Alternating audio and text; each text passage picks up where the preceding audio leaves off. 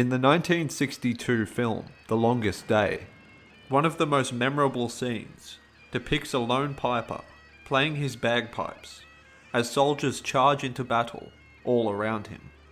Although this portrayal may seem like a work of cinematic fiction, it is actually based on the real-life actions of William Bill Millin, who famously landed at Sword Beach alongside British commandos on D-Day. Millin was born on the 14th of July 1922 in Regina, Saskatchewan, Canada, to Scottish parents. When he was 3 years old, the family returned to Glasgow, where he was raised with a strong sense of Scottish identity. As a teenager, he learned to play the Great Highland bagpipes under the instruction of the pipe major of the Glasgow Highlanders. Following the outbreak of the Second World War, he joined the Territorial Army at Fort William, where he performed in the bands of both the Highland Light Infantry and the Queen's Own Cameron Highlanders.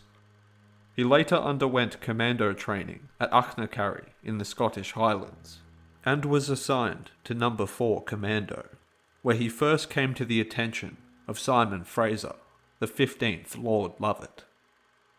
When Fraser assumed command of the newly formed 1st Special Service Brigade in 1944, he selected Millin as his personal piper, disregarding War Office regulations that forbidded them from playing in active combat situations.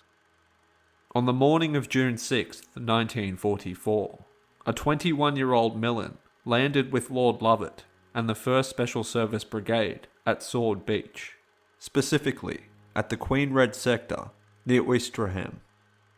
Armed only with a ski-undo knife and wearing a tartan kilt that had once been donned by his father during the First World War, he marched up and down the beach amid rifle, mortar and machine gun fire, while playing Highland Laddie, Road to the Isles and Blue Bonnets over the border. Several commandos later remarked that the sound of the bagpipes was both surreal and steadying amid the chaos. Millin also later recalled encountering 2 German snipers who said they did not shoot him because they had believed he had gone mad. After securing their sector of the beach, Lovat's unit advanced inland to help relieve British airborne troops at Pegasus Bridge. It had been captured just hours earlier and was being defiantly held by troops of 2nd Battalion, Oxfordshire and Buckinghamshire Light Infantry, who had landed in the early hours by glider. The relief column arrived shortly after 1 p.m, with the faint sound of Millin's bagpipes in the distance growing ever louder as they approached. During the march, 12 commandos were killed, with most having been shot through their berets. Following the Normandy campaign, he continued to serve with the 1st Special Service Brigade during operations in the Netherlands and Germany, before being demobilized in 1946. After leaving the military, Millin worked for a time on Lord Lovat's Highland estate. He later trained as a psychiatric nurse in Glasgow and went on to work at a hospital in Devon until his retirement in 1988.